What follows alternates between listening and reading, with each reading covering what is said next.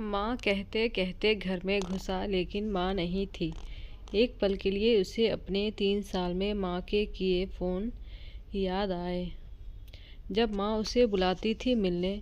Meeting के बीच में जब टेबल पर पड़ा फ़ोन वाइब्रेट हुआ तो पूरे हॉल को पता चल गया कि किसी का फ़ोन आया है। बड़े पोस्ट पर विद्वान अधिकारी ने अपनी तरफ से बड़ी विनम्रता से कहा कि फ़ोन को साइलेंट करके बैठे प्लीज़। दीपक ने जल्दी से फ़ोन को उठाकर काट दिया, देखा भी नहीं कि किसका फ़ोन आया है। सॉरी सर बोलते हुए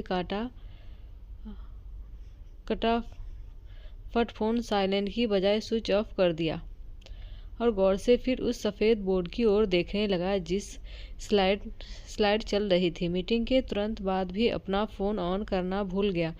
काम भला ही कुछ ऐसी है, अच्छी बात भूल जाते हैं। इंसान बने रहना है अगर बॉस की नज़रों में तो दौड़ में प्रमोशन की, पैसे की, स्टेटस की तो पूरा समय झोंकना पड़ता है। आप नहीं होंगे तो आपकी जगह कोई और लेने के लिए पीछे से टक्कर मारकर आगे निकलने वाला है।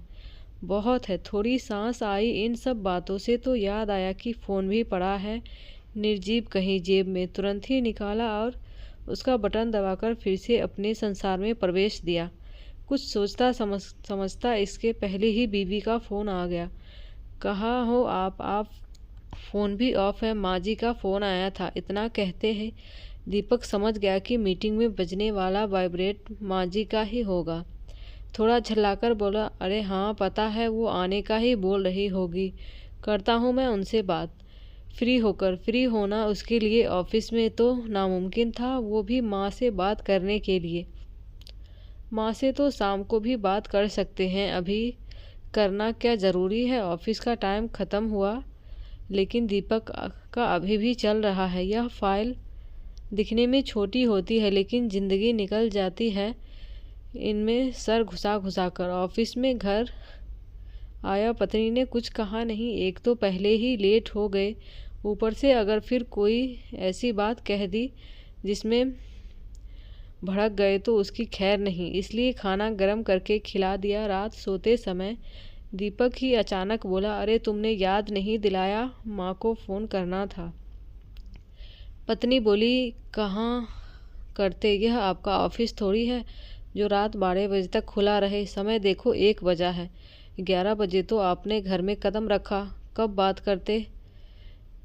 चद्दर छटकाते हुए अब पत्नी को एहसास हो गया था कि अब दिन का वो समय है जब वो थोड़ा बहुत पति को ताना मार सकती है। माँ को 3 साल हो गए हैं आपसे मिले हुए, कब से कह रही है कि एक बार मिल लो, पर आप जाते ही नहीं। अरे तुम लोग तो गए थे पिछले साल, हम गए थे, आपको मिलना है न? हाँ करता हूँ, कुछ महीने 2 महीने में जाने का, अभी छुट्टी नहीं ले सकता। सुबह होते ही वहीं दौड़ा भागा शुरू, ऑफिस जाने के पहले ही ऑफिस घर आ जाता है।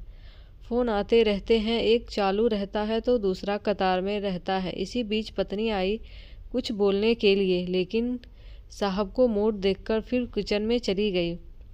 दीपक ने जल्दी अपने सारे ऑफिस को घर में समेटा, गाड़ी में डालने के लिए, गाड़ी से फिर वही ऑफिस की असली जगह पर ले जाने के लिए।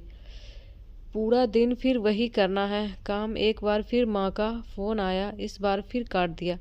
मन में यह सोचा कि आज तो माँ से बात करूँगा ही। थोड़ा सा माँ पर प्यार भी आया। सोचा कि अब फ़ोन आया तो ज़रूर उठा लूँगा, लेकिन फिर बजा नहीं। मन किया कि करे बात, लेकिन फिर दूसरा मन आ गया, कहने की करेंगे। ऑफिस के बाद फिर वही बात हुई, काम में उलझकर फिर से एक बार वो भूल गया, माँ से बात करना था। शाम को ऑफिस से जाने में फिर लेट हो गया, घर जाने में फिर लेट हो गया। घर गया तब दीपक को पत्नी को देखकर याद आया कि आज उसने भी फ़ोन नहीं किया।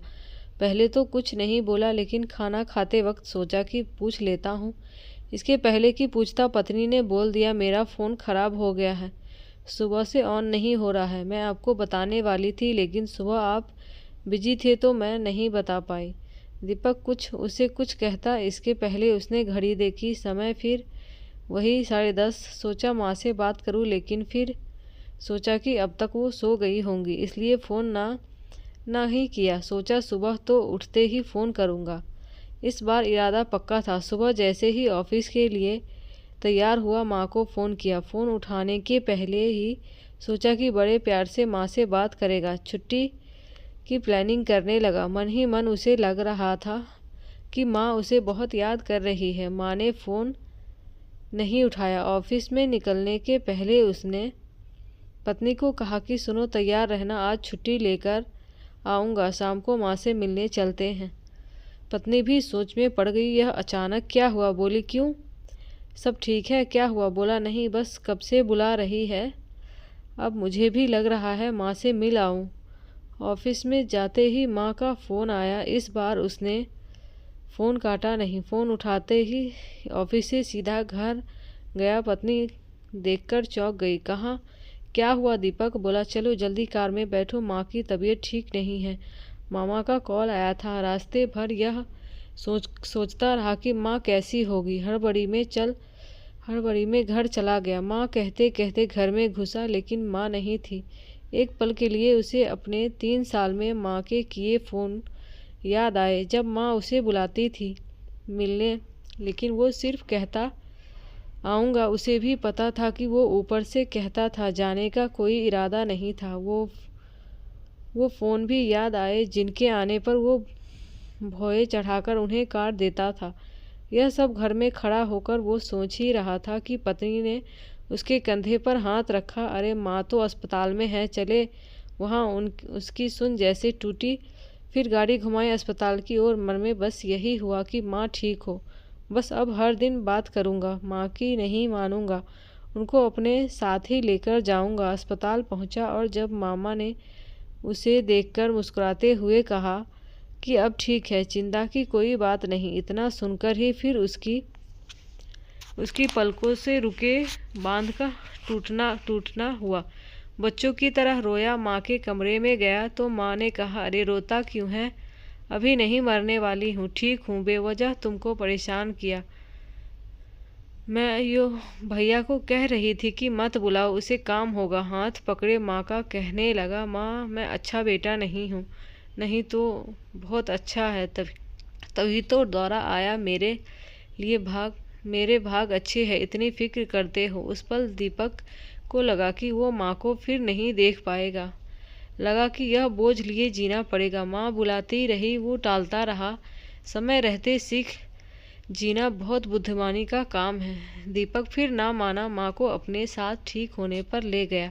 काम को छोड़ नहीं सकते, लेकिन माँ को अपने साथ ले जाने के लिए तो मना सकते हैं।